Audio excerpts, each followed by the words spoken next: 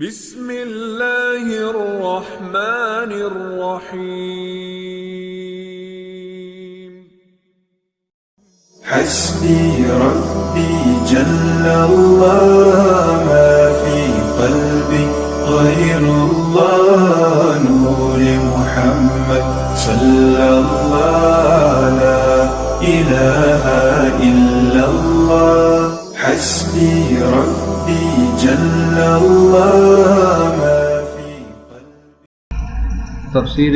قرآن کریم کے سلسلے میں ہم سورہ توبہ کی آیت نمبر 45 تک پہنچے ہیں. ارشاد ہوا کہ اعوذ باللہ من الشیطان الرجیم انما یستأذنک الذین لا یؤمنون باللہ ولا بالیوم الآخر وارتابت قلوبهم فهم فی ریبہم یترددون. فرمایا کہ فقط آپ سے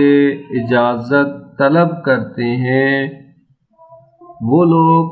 جو ایمان نہیں لاتے اللہ اور آخرت کے دن پر. وارتابت قلوبہم اور ان کے دل جو ہے وہ میں شک ہے، وہ شک میں مبتلا ہیں ان کے دل. فہم فی ریبہم یترددون بس وہ اپنے شک اور اپنے ریب میں بھٹک رہے ہیں، متردد ہیں. یہاں گزشتہ آیات میں منافقین کے حوالے سے باتیں ہو رہی تھی کہ وہ منافقین جو ہے وہ جب جنگ کا موقع ہوتا ہے تو کوشش کرتے ہیں جنگ سے فرار کی اور بہانے تلاش کرتے ہیں جنگ سے نکلنے کے. تو یہی یہاں پہ اس آیت میں بیان ہوا کہ یہ جو اجازت لیتے ہیں یستاذنوں کا اجازت لیتے ہیں یعنی کیا، یعنی جنگ سے اور جہاد سے فرار کے لیے اجازت لیں. ظاہری طور پر لوگوں کی باتوں سے بچنے کے لیے بظاہر رسول خدا سے اجازت لیتے تھے کہ اجازت دیں جی ہمارا مشکل ہے، ہمارا فلاں گھر میں یہ پریشانی ہے، یہ ہے وہ، ہمیں جو ہے وہ ہم جنگ میں جہاد میں اپنے شامل نہیں ہو سکتے. تو وہ اجازت تو بظاہر لیتے ہیں لیکن یہ اجازت جو ہے وہ حقیقی معنوں میں درست نہیں ہے. یعنی یہ کہ یہ ایک طرح کا بہانہ ہے، یہ بہانہ کرتے تھے. اور فرمایا کہ یہ لوگ فقط وہی لوگ آپ سے اجازت لیتے ہیں یعنی کہ جنگ سے راہ فرار اختیار کرتے ہیں، جہاد سے راہ فرار اختیار کرتے ہیں، جو اللہ اور آخرت کے دن پر ایمان نہیں لاتے اور ان کے دل جو ہے وہ شک اور شبہ میں مبتلا ہیں. یعنی اگر یہ یقین کی منزل پہ فائز ہوتے تو اس طرح سے نہ کرتے. یہ شک اپنے شک میں متردد ہیں، اپنے دنیاوی جو فائدے ہیں ان کو ترجیح دیتے ہیں اللہ کے کام پر. تو یہاں جو ہے اگرچہ آیت جو ہے جنگ سے مربوط اور اس زمانے سے مربوط ہے جو منافقین ان سے، لیکن اوور آل جو ہے وہ آیت سے کلی طور پر بھی ہم نتیجہ لے سکتے ہیں. تو اراد الخروج لو اراد الخروج اگر وہ خروج کا ارادہ کرتے یعنی وہ نکلتے لَعَدُّوا لَهُ عُدَّةً تو اس کے لیے کچھ حتماً کچھ سامان تیار کرتے، کچھ تیاری کرتے. لَعَدُّوا حتماً وہ آمادہ کرتے اس کے لیے کچھ تیاری کرتے یا کچھ سامان تیار کرتے. وَلَكِنْ كَرِهَ اللَّهُ انبعاثهم لیکن اللہ کو ان کا اٹھنا ناپسند ہے. فَثَبَّتَهُمْ پس اس نے انہیں ہلنے نہ دیا یعنی ان سے توفیق کو سلب کر لیا،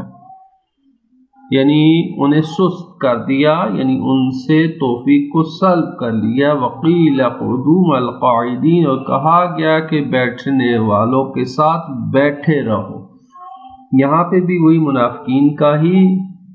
تذکرہ ہو رہا ہے کہ منافقین نے جہاد کے حوالے سے اور جنگ کے حوالے سے سستی دکھائی، بہانے کیے اور جنگ کے لیے آمادہ نہ ہوئے تھے۔ یہاں فرمایا جا رہا ہے کہ یہ در حقیقت جو ایسی بظاہر اجازت طلب کر رہے ہیں اور بہانے بنا رہے ہیں، حقیقت میں یہ جانا ہی نہیں چاہتے تھے۔ اگر یہ جانا چاہتے تو اپنے لیے کسی تو جانے کی تیاری کرتے ہیں، آمادہ ہوتے۔ یہ جنگ کا سامان جیسے جنگی وردی ہے، جنگی والے سے آمادگی ہوتی ہے، زرہ پہنتے ہیں جو کرتے ہیں، مطلب اس طرح سے کوئی آمادگی کرتے، انہوں نے آمادگی نہیں کی، تو اس سے پتہ چلتا ہے خود یہ پہلے سے ارادہ نہیں رکھتے تھے، اور اللہ تعالیٰ کو ان کا آنا پسند ہی نہیں ہے۔ یعنی اللہ تعالیٰ جو دیکھیں توفیق کو سلب کر لیتا ہے۔ جو لوگ اللہ کے لیے خلوص نہیں دکھاتے اور اللہ کے لیے خالص نہیں ہوتے اور اللہ کے اوپر حقیقت میں ایمان نہیں لاتے اور بے دلی دکھاتے ہیں، شوق اور رغبت نہیں دکھاتے، تو اللہ تعالیٰ جو ان سے توفیق کو سلب کر لیتا ہے۔ یہ توفیق کی ہے، یعنی اللہ تعالیٰ نے ان فرمایا کہ اللہ تعالیٰ کو پسند نہیں تھا ان کا آنا، یعنی در حقیقت اللہ نے ان سے توفیق کو سلب کر لیا اور ان سے کہا گیا کہ اب بیٹھے رہو تم، تاکہ تمہارے لیے اللہ کی طرف سے کوئی خصوصی حکم آ جائے اور اللہ تعالیٰ تمہارے بارے میں فیصلہ کرے کہ اس نے کیا کرنا ہے تمہارے بارے میں۔ تو یہ ایک اوورآل بھی ہم ان سے پیغام لے سکتے ہیں ان آیات سے کہ دیکھیں اللہ تعالیٰ جو ہے وہ کے کام میں، دین کے کام میں جو ہے وہ انسان اگر رغبت نہ دکھائے، شوق نہ دکھائے اور بہانے کرے اور طرح طرح کے بہانے لے کے آ جائے تو اللہ تعالیٰ کو یہ چیزیں پسند نہیں ہیں، اور اللہ تعالیٰ جو ہے وہ انسان کو پھر اس سے توفیقات کو سلب کر لیتا ہے۔ اللہ تعالیٰ جو ہے اس کو اس کے حال پر چھوڑ دیتا ہے اور پھر جو ہے وہ نظروں میں گر جاتا ہے، یعنی اللہ کے محضر میں اور اللہ کے حضور میں اور اللہ تعالیٰ اور رسول کے حضور میں یہ افراد جو ہے وہ کسی کام کے نہیں ہیں، جس طرح سے منافقین تھے۔ پھر آگے یہ ارشاد فرمایا کہ لو خرجوا فیکم ما زادوکم الا خبالا، فرمایا کہ اگر یہ لوگ نکلتے بھی، فرض کہ یہ آپ لوگوں کے ساتھ لشکر کے ساتھ نکلتے بھی، لو خرجوا فیکم یعنی اگر یہ آپ کے ساتھ نکلتے ما زادوکم الا خبالا، تو بھی تمہارے لیے صرف خرابی کے میں سوائے کسی چیز کے اضافہ نہ کرتے۔ خبالہ یعنی نقصان کے، یعنی نقصان کے علاوہ انہوں نے کچھ نہیں کرنا تھا، کوئی جنگ تھوڑی کرنی تھی، انہوں نے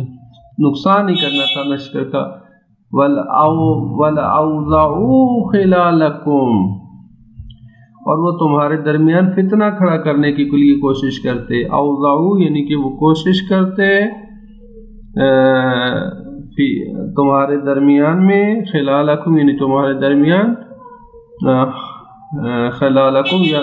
یعنی فتنہ ایجاد کرنے کی کوشش کرتے، یبغونکم الفتنہ، فتنہ ایجاد کرتے، یہ کوشش کرتے، دوڑ دھوپ کرتے فتنہ کھڑا کرنے کی۔ وَفِيكُمْ سَمَّاعُونَ لَهُمْ، اور اس تمہارے درمیان ان کے لیے یہ سماعون یعنی یہ جاسوس ہیں، یعنی سماع یعنی بہت زیادہ سننے والا، سماع کہا جاتا ہے، تو سماع جاسوس کو کہا جاتا ہے، یعنی جاسوس ہیں تمہارے لیے یہ، جن مشرکین کے لیے، کافرین کے لیے تمہارے اندر یہ جاسوسی کرتے ہیں۔ واللہ علیم بالظالمین، اللہ تعالیٰ ظالموں کے حال سے خوب آگاہ ہے۔ تو یہاں پہ بھی انہیں منافقین کا تذکرہ ہے کہ اگر منافقین اور ضعیف ایمان لوگ اسلامی لشکر میں شامل بھی ہو جائیں تو عسکری نظم و ضبط میں خلل ڈالتے ہیں، اور جیسے کہ انہوں نے جنگ احد میں کیا، جنگ احد میں لوگوں کے نے راستے سے واپس ہو کر اسلامی لشکر میں بے نظمی پیدا کی، منافقین کا جو گروہ تھا وہ واپس لوٹ آیا تھا۔ اسی طرح جنگ حنین میں بھی انہوں نے ایسا کیا، مکہ کے طلقاء نے مل کر اسلامی لشکر کو شکست سے دوچار کیا۔ تو اس طرح یہ لوگ جو منافقین جو بے نظمی ایجاد کرتے تھے لشکر کے درمیان، اور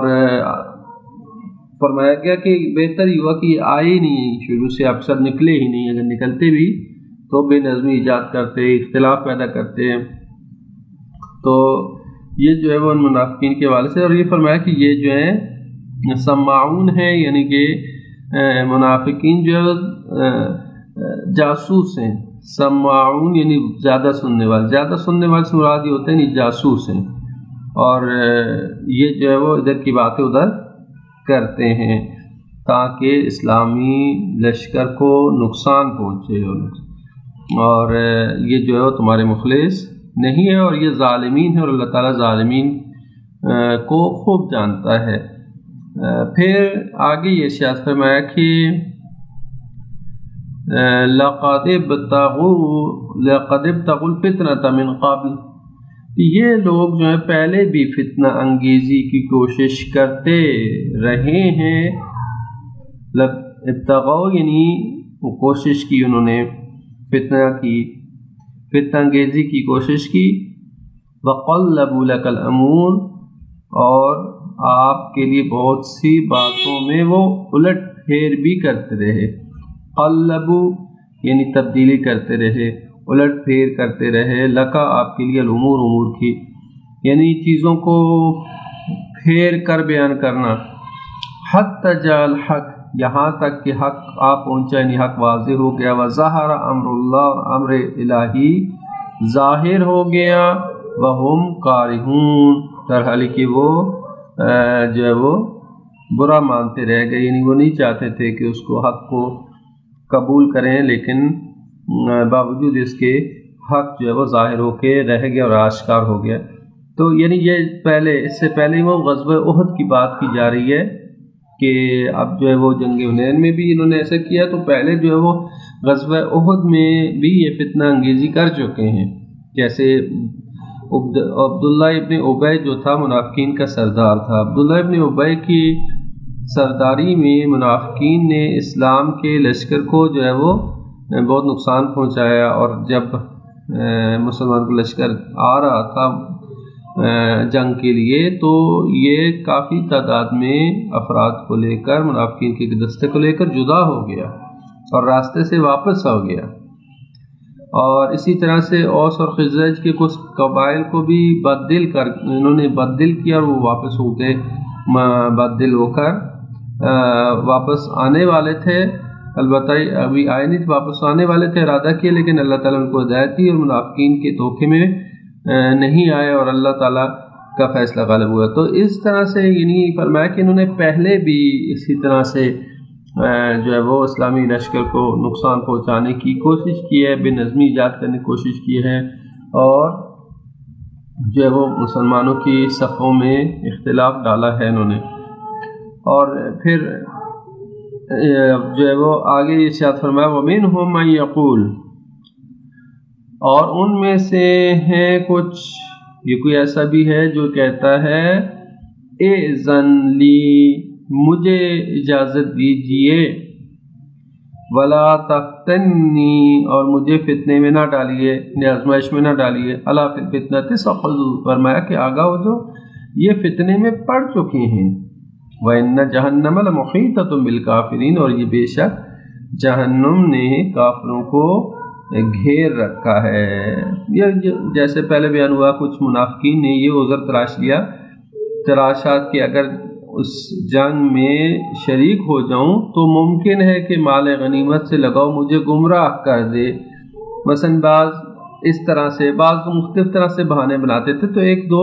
کچھ منافقین نے اس طرح سے بھی بہانہ بنایا کہ یا رسول اللہ، میں اگر جنگ میں جاؤں تو مجھے ڈر ہے کہ میں کہیں میرے دل میں مال غنیمت کی محبت نہ آ جائے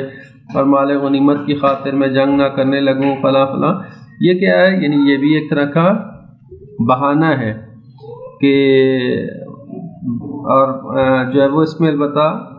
مختلف روایات میں شان نزول بیان کیا گیا ہے کہ کون افراد تھے. تو بہرحال منافقین میں سے تھے، اور یہ منافقین جو ہے وہ اس طرح کی باتیں کر رہے تھے. در حقیقت میں بہانہ تھا یعنی شامل نہ ہونے کا. لہٰذا فرمایا کہ یہ کہتے ہیں کہ مجھے اجازت دے اور مجھے لا تفتنی، مجھے فتنے میں نہ ڈالے، یعنی مجھے آزمائے نہیں، کیونکہ میں ممکن ہے کہ میں وہاں جو ہے وہ پھسل جاؤں اور لالچ میں آ جاؤں اور اس طرح سے جو ہے وہ کسی اور فتنے میں مبتلا ہو جاؤں. تو لہٰذا فرمایا کہ یہ بہانہ ہے، اور در حقیقت فتنے میں مبتلا ہو چکے ہیں. یہ لوگ، اور دراصل ان کو خبر نہیں ہے کہ وہ اپنے آپ کو انہوں نے فتنے میں ڈال دیا ہے۔ تو آگے فرمایا کہ ان تصب کا حسنۃ تسوہم، اگر آپ کا بھلا ہوتا، ان تصب کا حسنۃ تسوہم، اگر آپ کے لیے کوئی بھلائی آپ کو ملے نیک اور اچھی خبر آپ کو ملے، تسوہم تو انہیں بری لگتی ہے، تو انہیں دکھ ہوتا ہے۔ وَإِن تُصِبْكَ مُصِيبَةٌ، اور اگر آپ کو کوئی مصیبت آ جائے، يَقُولُ قَدْ أَخَذْنَا أَمْرَنَا مِنْ قَبْلُ، تو یہ کہتے ہیں کہ ہم نے پہلے ہی اپنا معاملہ درست کر رکھا، یعنی شکر ہے ہم پہلے ہی جدا ہو گئے تھے۔ وَيَتَوَلَّوْا، اور وہ جو ہے وہ پھرتے ہیں، مڑتے ہیں، وَهُمْ فَارِحُونَ، در حالانکہ وہ خوشیاں مناتے ہیں، یعنی خوشیاں مناتے ہوئی جو ہے وہ منہ پھیرتے ہیں۔ یعنی یہاں پہ یہ فرمایا کہ یہ منافقین کی وضعیت اس طرح سے ہے، یہ مخلص نہیں ہیں، رسول کے مخلص نہیں ہیں مسلمانوں کے لشکر کے۔ اور یہاں پہ اگرچہ کہا ان تصب کا اے رسول آپ کو، لیکن یہ کلی طور پر تمام مومنین اور مسلمان مراد ہیں کہ مسلمانوں کو اگر کوئی کے لیے کوئی اچھی خبر ملے، کوئی فتح و نصرت ملے یا کوئی اور اچھی خبر ملے تو یہ ان کو بری لگتی ہے، لیکن جب ان کو مسلمانوں کے لیے کوئی مشکل پیش آ جائے، پریشانی پیش آ جائے، شکست ہو جائے، دشمن کی طرف سے غلبہ ہو جائے، تو پھر یہ ان کے لیے یہ خوش ہو جاتے ہیں اور کہنے لگتے ہیں کہ شکر ہے ہم نے تو اپنا راستہ پہلے جدا کر لیا تھا، اور وہ خوشی سے اتراتے ہوئے منہ جو ہے وہ پھیرتے ہیں اور کہتے ہیں کہ ہم نے اپنی تدبیر سے اپنے آپ کو مشکل سے بچا لیا۔ یہ جو ہے وہ آیا ہے، بعض تفاسیر میں بیان ہوا ہے کہ منافقین جو جنگ میں انہوں نے شرکت نہیں کی تھی اور مدینہ میں رہ گئے تھے، ان لوگوں کو یہ خبر پھیلائی کہ پیغمبر اکرم اور ان کے ساتھی سفر میں تھک ہار کر ہلاک ہو گئے ہیں، اور پھر خود سے ہی خوشیاں بھی منائی۔ بعد میں جب رسول اور ساتھیوں کی خیریت آ پہنچی تو یہ خبر ان کو پھر بری لگی، تو اس حوالے سے یہ آیات نازل ہوئی کہ یہ لوگ جو اسی کے منتظر میں رہتے ہیں کہ آپ کو کوئی تکلیف پہنچے اور آپ کو کوئی مصیبت پہنچے، تو یعنی خیر خواہ نہیں ہے۔ پھر یہ فرمایا تو قل لن یصیبنا الا ما كتب اللہ لنا، فرمایا کہ ان سے کہہ دیجئے کہ ہمارے لیے کوئی بھی مصیبت نہیں پہنچتی، ہمیں کوئی نقصان نہیں پہنچتا، کوئی مصیبت نہیں آتی، الا مگر ما كتب اللہ لنا، کہ جو ہمارے لیے اللہ نے لکھ دیا ہے، جو اللہ نے ہمارے لیے فرض لکھ دیا ہے تو وہ ہمارے لیے وہی مصیبت آئے گی، تمہاری مرضی سے نہیں آئے گی۔ وہ مولانا، وہی ہمارا مولا ہے، وہی ہمارا کارساز ہے۔ وعلی اللہ فلیتوکل المؤمنون، اور اللہ پر ہی مومنوں کو توکل کرنا چاہیے،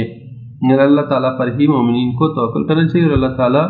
تمام امور کی اصلاح کرنے والا ہے۔ پھر یہ آگے یہ شاہ فرمایا کہ قل هل تربصون بنا الا احدى الحسنيين، فرمایا کہ ہمیں اس چیز کی کوئی پرواہ نہیں ہے، تم کس چیز کے منتظر ہو، یعنی ہمارے بارے میں جو تم توقع رکھ رہے ہو کہ ہمیں کوئی مصیبت پہنچے، تو تم جو ہے وہ ہمارے بارے میں جو انتظار رکھ رہے ہو، منتظر ہو، دو بھلائیوں میں سے ایک بھلائی ہے۔ کیا قل ان سے کہہ دو کیا تم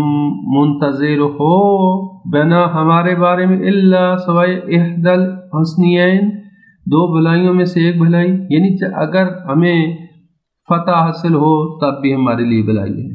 اگر ہمیں شہادت ملے تب بھی ہمارے لیے بھلائی ہے، یعنی نقصان تو ہم جب اللہ کی راہ میں جہاد کریں تو ہمیں اس کی پرواہ نہیں ہے کہ ہمیں فتح ملے یا شکست ہو، اگر ہمیں فتح ملے تب بھی ہمارے لیے بھلائی ہے، اگر ہمیں شہادت ملے تب بھی ہمارے لیے بھلائی ہے، کہ یعنی تم جو سمجھ رہے ہو کہ ہمیں شکست ہو جائے تو ہمارے لیے نقصان ہے، در حقیقت میں یہ بھی ہمارے لیے بھلائی ہے کہ تم ہمارے لیے جو ہے وہ منتظر ہو، نہیں ہو تم ہمارے لیے منتظر مگر الا احدى الحسنيين، مگر یہ کہ دو بھلائیوں میں سے ایک بھلائی کے۔ وَنَحْنُ نَتَرَبَّصُ بِكُمْ، اور ہم بھی تمہارے بارے میں جو ہے وہ منتظر ہیں۔ کیا منتظر ہیں ہم؟ ان یصیبکم، کہ تمہیں پہنچ جائے اللہ کی طرف سے عذاب، من عنده، اللہ خود اپنی طرف سے تمہیں عذاب دے دے، او بِأَيْدِينَا، یا ہمارے ہاتھوں سے تمہیں عذاب پہنچے، اللہ تمہیں جو ہے وہ ہمارے ہاتھوں سے جو ہے وہ سزا دلوائے، فَتَرَبَّصُوا، پس تم منتظر رہو، اِنَّا مَعَكُمْ مُتَرَبِّصُونَ، اور ہم بھی تمہارے ساتھ جو ہے وہ انتظار کر رہے ہیں۔ یہ ایک طرح سے دشمن اور منافقین کو ایک دھمکی تھی، اور یہ بیان فرمایا کہ ہمیں کوئی پرواہ نہیں، جیسے بیان کیا جاتا ہے کہ ہمیں کوئی پرواہ نہیں کہ چاہے ہمیں موت پر آ پڑے یا موت ہمارے اوپر آ پڑے، موت پر آ پڑے یعنی کہ دشمن کو ہم شکست دے دیں، یا دشمن ہمیں شکست دے یا ہم شہید ہو جائیں، یعنی دوسروں کو مار دیں یا خود مر جائیں، کوئی فرق نہیں پڑتا، کیونکہ دونوں صورتوں میں فرمایا کہ ہم کامیاب ہیں۔ یہ نہ سمجھو کہ اگر ہم فرض کی شکست کا آ گئے، شہید ہو گئے تو ہم جو ہے وہ تو خوشی ہو، فرمایا کہ یہ دونوں احد الحسنیان، یعنی دونوں طرف سے بھلائی ہمارے لیے، کیونکہ جو اللہ کی راہ میں لڑ رہا ہے اور اللہ کی خاطر جہاد کر رہا ہے، وہ اس کے لیے نتیجے کو اللہ پر چھوڑ دیتا ہے، نتیجہ اللہ کے ہاتھ میں، اس کی ذمہ داری کیا ہے؟ اس کی ذمہ داری یہ ہے کہ وہ اللہ کے حکم کو انجام دے، باقی جو ہے وہ اللہ تعالیٰ کے اوپر ہے کہ اس کا نتیجہ دے۔ پھر یہ ارشاد فرمایا کہ قل انفقوا طوعا، کہہ دو کہ انفاق کرو، طوعا و کرہا، چاہے خوشی سے ہو یا ناخوشی سے، طوعا یعنی خوشی سے، کرہا بادل ناخواستہ ناخوشی سے، لن یتقبل منکم، اللہ تم سے ہرگز قبول نہیں کرے گا، انکم کنتم قوما فاسقین، بے شک تم فاسق قوم ہو، نافرمان قوم ہو، تو نافرمان قوم سے اللہ تعالیٰ قبول نہیں کرتا، کیونکہ فاسق اور نافرمان قوم ہو تو اللہ تعالیٰ اگر تم جو ہے وہ راہ خدا میں خرچ کرنے کا عمل، ٹھیک ہے، اگرچہ ایک نیک عمل ہے لیکن یہاں عمل کا نیک ہونا کافی نہیں ہے، چونکہ یہ جو افراد ہیں عمل کرنے والے یہ نیک نہیں ہے، ان کا دل نیک نہیں، ان کا ارادہ نیک نہیں ہے، لہٰذا فقط عمل کا نیک ہونا کافی نہیں ہے بلکہ عامل یعنی جو کام کرنے والا ہے اس کا بھی نیک ہونا ضروری ہے۔ عمل جیسے کہ قرآن نے بیان کیا کہ ما یتقبل اللہ تعالیٰ جو ہے وہ متقین کے جو ہے وہ انہی سے قبول کرتا ہے اعمال کو، بس اس کا مطلب ہے فقط عمل کا نیک ہونا اچھا ہونا کافی نہیں ہے بلکہ عامل جو کہ کام کرنے والا ہے اس کا ارادہ اور وہ بھی نیک ہونا چاہیے، تو تب جو ہے وہ اللہ تعالیٰ اس سے عمل کو قبول کرتا ہے۔ تو یہاں پہ بھی یہ ہے فرمایا کہ تم چاہے خرچ کرو جس طرح سے بھی خرچ کرو، خوشی ناخوشی جس طرح سے، وہ تمہارے لیے کوئی فائدہ اس کا نہیں ہے، کیونکہ اللہ تعالیٰ تمہارے اس انفاق کو قبول نہیں کرے گا، کیونکہ تمہارے ارادے صاف نہیں ہے، نیت صاف نہیں ہے، اس لیے اللہ تعالیٰ قبول نہیں کرے گا۔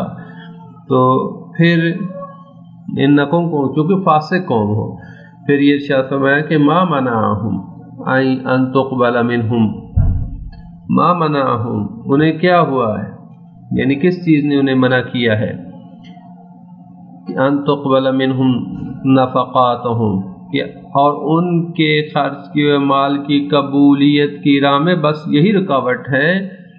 کہ اللہ انہم کفروا باللہ، کوئی چیز مانے نہیں ہے کہ آپ ان کے خرچ کیے ہوئے مال کو قبول کریں مگر یہ کہ وہ کافر ہو، کیونکہ وہ کافر ہوئے ہیں اللہ اور اس کے رسول کے، یہی چیز مانے بن رہی ہے کہ ان کا یہ انفاق قابل قبول نہیں ہے۔ ولا یاتون الصلاۃ، اور وہ نماز انجام نہیں دیتے، الا وہم کسالى،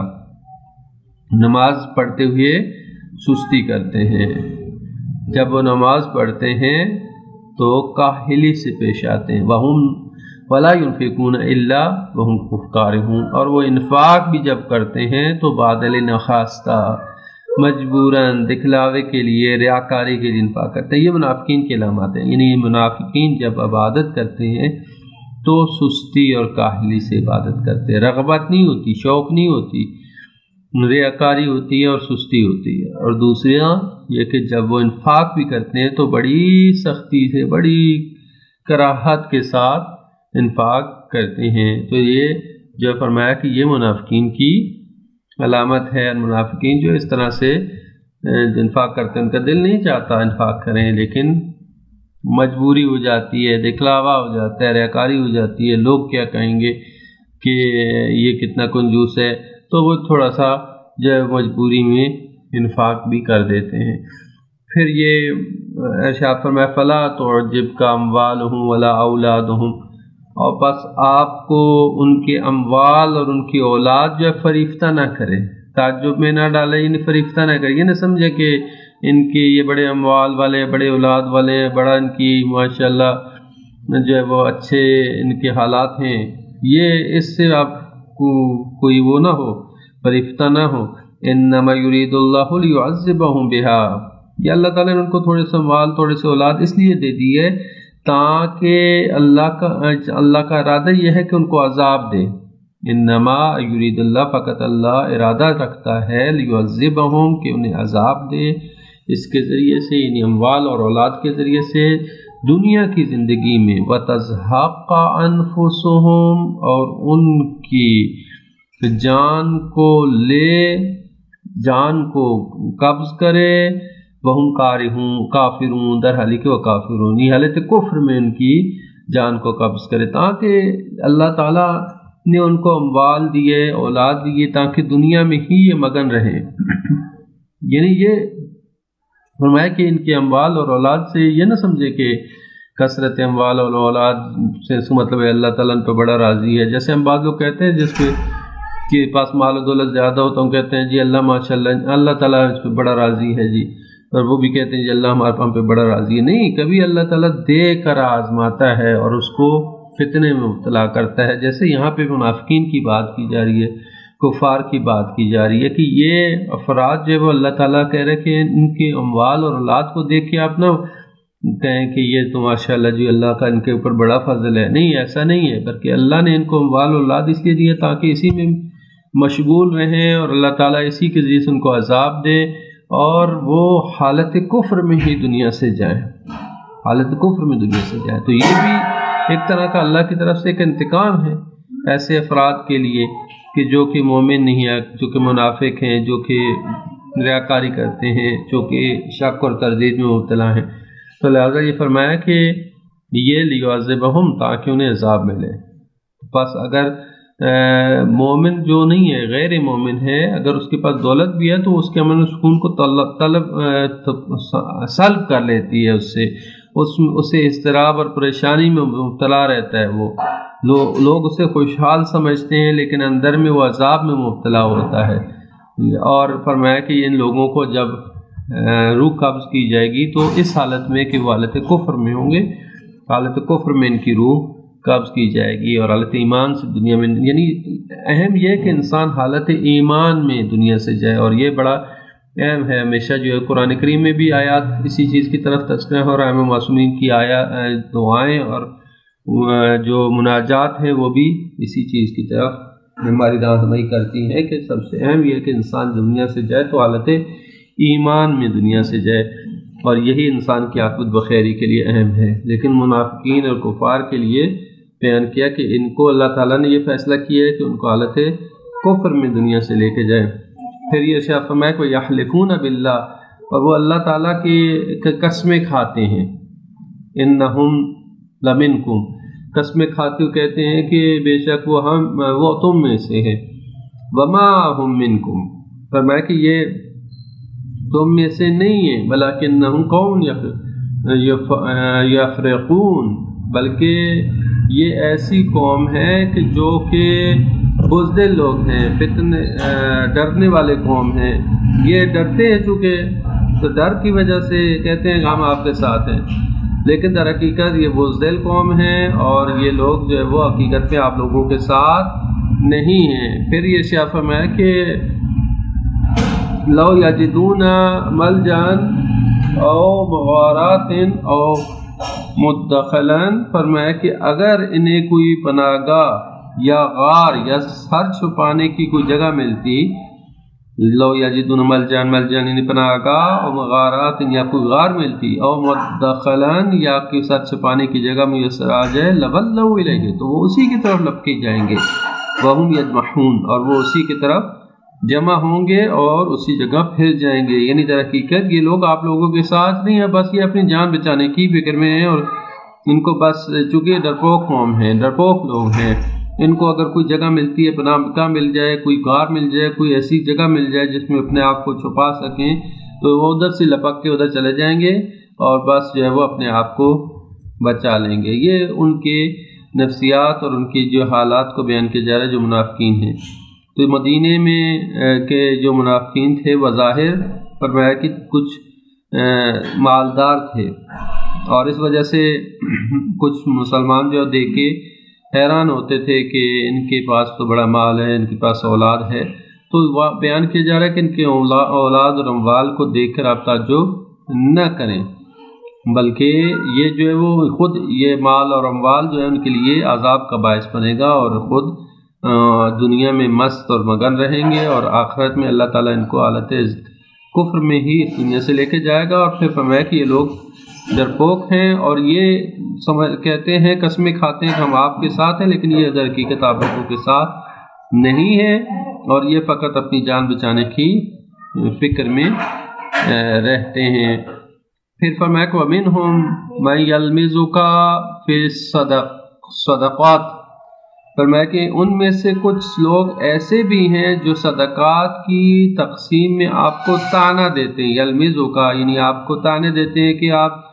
نے صحیح تقسیم نہیں کیا، فَإِنْ أُعْطُوا مِنْهَا رَضُوا اور پھر اگر ان میں سے انہیں دے دیا جائے کچھ تو وہ راضی ہو جاتے ہیں، دوسروں کو دیا جائے طعنے دیتے ہیں،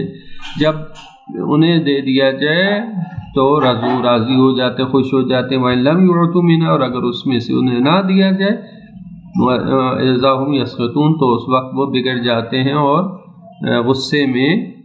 ہو جاتے ہیں، ناراض ہو جاتے ہیں۔ یعنی یہ لالچی لوگ ہیں، تو لالچی افراد کی علامت ہے، جب دوسروں کو دیا جاتا ہے تو وہ ناراض ہوتے ہیں، خود انہیں دیا جاتا ہے بڑے خوش ہو جاتے ہیں۔ تو یہ منافقین اور نفاق کی علامت کو بیان کیا گیا کہ اپنے فقط ذاتی مفاد کو ہی دیکھتے ہیں، ذاتی مفاد کو محور قرار دیتے ہیں۔ اگر ذاتی مفاد حاصل ہو رہا ہے تو یہ کہتے ہیں کہ بڑا عدل و انصاف ہو رہا ہے، ورنہ اور جب ذاتی مفاد نہیں ہے تو وہ طعنے دینے لگتے ہیں کہ عدل نہیں ہو رہا، انصاف نہیں ہو رہا، فلاں نہیں ہو رہا۔ تو یہ رسول خدا کے اوپر بھی اس طرح سے طعنے دیتے تھے، اور منافقین جو ہے وہ نقصان پہنچاتے تھے اس طرح سے۔ تو اس حوالے سے ایک روایت موجود ہے شان نزول میں کہ تقسیم زکوٰۃ اور غنیمت میں ایک بار جو وہ ذوالخویسرہ تمیمی ایک شخص تھا، ذوالخویسرہ بنی تمیم کا، اس نے آ کے رسول خدا سے کہا کہ یا رسول اللہ آپ انصاف سے کام لیں، تو حضور نے فرمایا کہ افسوس ہے تجھ پر کہ میں انصاف نہیں کروں گا تو کون انصاف کرے گا؟ جس پر جو ہے وہ کچھ صاحب نے کہا کہ رسول اللہ آپ ہمیں حکم دیں تو میں ایسے گستاخ شخص کی گردن کاٹ دیں ہم اور اس کو سزا دیں، تو رسول خدا نے فرمایا کہ رہنے دیں۔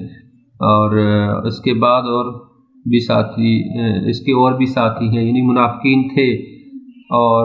تم اپنی نمازوں کو ان کی نمازوں کے مقابلے میں اور ان کے روزوں کو ان کے روزوں کے مقابلے میں حقیر سمجھو گے، بس یعنی ظاہراً یہ بڑے نمازی ہیں، بڑے روزے رکھنے والے ہیں، بڑے عبادت گزار ہیں، لیکن یہ لوگ دین سے ایسے خارج ہو جائیں گے جیسے تیر کمان سے خارج ہو جاتا ہے۔ اور یہی لوگ جو ہے پھر رسول مولا علی کے مقابلے میں آئے جو خوارج کا لشکر تھا۔ یہ لوگ اس طریقے سے جو ہے وہ خوارج تھے در حقیقت، جو رسول خدا کے زمانے میں جو منافقین تھے، یہی خوارج کی صورت میں رسول مولا علی کے مقابلے میں آئے، اور پھر جنگ خوارج ہوئی کہ رسول خدا کے ساتھ تو نہیں لڑ سکے تھے، وہاں پہ اپنے بظاہر جو اپنے آپ کو مومن سمجھتے تھے، لیکن زیتیں دیتے تھے رسول خدا کو، لیکن یہ بعد میں یہی گروہ جو ہے وہ خوارج کی صورت میں سامنے آ گیا، اور مولا علی علیہ السلام نے ان کے ساتھ جنگ کی۔ پھر فرمایا کہ وَلَوْ أَنَّهُمْ رَضُوا مَا آتَاهُمُ اللَّهُ وَرَسُولُهُ اور کیا ہی اچھا ہوتا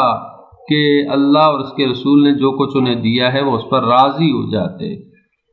اللہ اور رسول کی تقسیم پر راضی ہونا بہت اہم بات ہے۔ فرمایا وقالوا حسبنا اللہ، اور وہ یہ کہتے کہ ہمارے لیے اللہ ہی کافی ہے۔ سیؤتین اللہ من فضلہ ورسولہ، اور ہمارے لیے اللہ ہی کافی ہے، اور ان قریب اللہ اپنے فضل سے ہمیں بہت کچھ دے گا۔ سیؤتین اللہ، ان قریب اللہ ہمیں دے گا، من فضل، اپنے فضل سے، ورسول، اور اس کو رسول، انا الی اللہ راغبون، بے شک ہم اللہ کے سے ہی لو لگائے بیٹھے ہیں، اللہ سے ہی کی طرف راغب ہیں اور کسی کی طرف رغبت کرنے والے ہیں۔ تو یہاں یہ بیان فرمایا کہ یہ لوگ جو ہے اگر لالچ نہ کرتے اور اس طرح سے بات کرتے کہ اللہ اور اس کے رسول جو ہے وہ جو ہمیں دے دیں تو ہمیں اسی پہ خوشی ہے، اور جو ہے وہ اللہ ہمارے لیے کافی ہے اور اللہ تعالیٰ ہمیں اپنے فضل سے غنی کر دے گا، تو یہ بہتر ہوتا ہے۔ لیکن یہ در حقیقت خود جو ہے وہ لالچ کرنے لگے ہیں۔ پھر یہ سب فرمایا کہ انما الصدقات للفقراء، جن کو جو ہے وہ کوئی اعتراض کرنے کی کسی کو ضرورت نہیں ہے، کیونکہ صدقات کا جو حق ہے وہ کس کو ہے؟ صدقات فقراء کے لیے، مساکین کے لیے ہیں، العاملین علیہا، ان افراد کے لیے ہیں جو اس پہ اس کے جمع آوری کے لیے کام کر رہے ہوتے ہیں، ان میں سے کچھ حصہ ان کو دیا جاتا ہے۔ والمؤلفۃ قلوبہم، اور اسی طرح وہ افراد جو مؤلفہ قلوب ہیں، یعنی جن کے دلوں کو قریب کرنا مقصود ہوتا ہے۔ وفی الرقاب، اور غلاموں کی آزادی کے لیے صدقات خرچ ہوں گے۔ والغارمین، اور قرض داروں کے لیے جو کہ قرض میں ڈوبے ہوتے ہیں، غارم کہتے ہیں اس کو جو قرض میں ڈوبا ہوا ہو اور اس کے لیے کوئی رائے حل نہ ہو اس کے لیے نکلنے کا اس سے۔ وفی سبیل اللہ، اور اللہ کے راستے میں۔ ابن سبیل، اور ابن سبیل جو راستے میں محتاج ہو گیا ہو۔ یہ وہ موارد ہیں جو کہ صدقات اور زکوٰۃ کے لیے بیان کیے جاتے ہیں کہ جہاں پہ صدقات اور زکوٰۃ استعمال ہوتی ہے۔ فریضۃ من اللہ، یہ اللہ تعالیٰ کی طرف سے مقرر حکم ہے۔ اللہ علیم حکیم، اور اللہ تعالیٰ علم رکھنے والا حکیم ہے۔ تو صدقات اور زکوٰۃ کے لیے یہ موارد ابواب فقہ میں بیان ہوئے ہیں کہ ان اموال میں فقراء، مساکین، فقیر کہا جاتا ہے کہ جو فقیر جو اپنے لوازم زندگی کے لیے خود کفیل نہ ہو، اس کے پاس اتنا آمدنی نہ ہو کہ اپنی ضرورت کی زندگی کو پورا کر سکے، جبکہ مسکین جو ہے اس سے بھی بدتر حالت میں ہوتا ہے۔ مسکین جو ہے وہ انتہائی زیادہ درماندگی اور ذلت اور بہت پستی میں مبتلا ہوتا ہے، اور جو ہے وہ فقیر سے بھی زیادہ اس کی حالت خراب ہوتی ہے۔ عاملین وہ لوگ ہیں جو زکوٰۃ وصول کرتے ہیں اور اس کی حفاظت کرنے پر مامور ہوتے ہیں، حساب و کتاب لکھنے اور مستحقین تک پہنچانے میں جو عملہ ہوتا ہے وہ عاملین ہوتے ہیں، ان کو بھی اسی میں سے کچھ حصہ دیا جاتا ہے۔ اور اسی طرح مؤلفۃ القلوب وہ لوگ ہیں کہ جو جن کے دلوں کو قریب کرنے کے لیے ان کو کچھ مال دیا جاتا ہے، ان کو مؤلفۃ القلوب کہتے ہیں۔ اور اسی طرح رقاب، جنگ یعنی غلاموں کی آزادی، اور اس سے غارمین وہ لوگ ہیں جو کہ قرض کی ادائیگی سے عاجز ہوں، یہ قرض کی جو ہے وہ انتہائی عاجز ہو جائیں اور قرض ادا نہ کر سکتے ہوں تو وہ غارمین کہلاتے ہیں۔ اور فی سبیل اللہ یعنی اللہ کی راہ میں بہت سارے اس میں امور آ جاتے ہیں، فلاح عامہ کے امور آ جاتے ہیں، مسجد آ سکتی ہے، مدرسہ آ سکتا ہے، پل بنانا، راستے بنانا، یہ فی سبیل اللہ کے امور آ جاتے ہیں۔ ابن سبیل یعنی ایسا مسافر کہ جو اپنے گھر میں تو مالدار ہو لیکن سفر کی حالت میں وہ اس کا مال چھن جائے، چوری ہو گیا ہے تو وہ راستے میں محتاج ہو جاتا ہے تو وہ ابن سبیل کہلاتا ہے۔ تو یہ زکوٰۃ کے مصارف ہیں جو کہ تفصیل اس کی فقہی کتابوں میں موجود ہے۔ تو آیت نمبر 60 تک ہم نے پڑھا، یہاں تک کافی ہے، اور اللہ تعالیٰ ہم سب کو قرآن کریم کی ان آیات کو سمجھنے اور عمل پیرا ہونے کی توفیق عطا فرمائے، ہمیں دنیا اور آخرت کی سعادت سے بہرہ مند فرمائے۔